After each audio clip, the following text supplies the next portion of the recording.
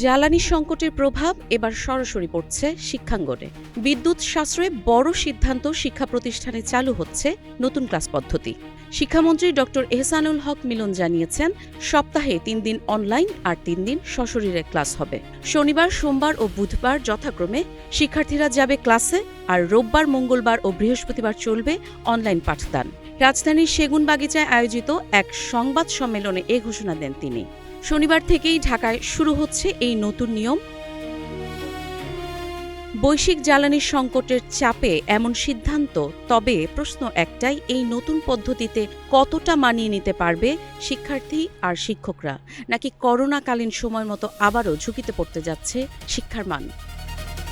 কাজী ইশরাত জাহান দৃষ্টি, নাগরিক প্রতিদিন।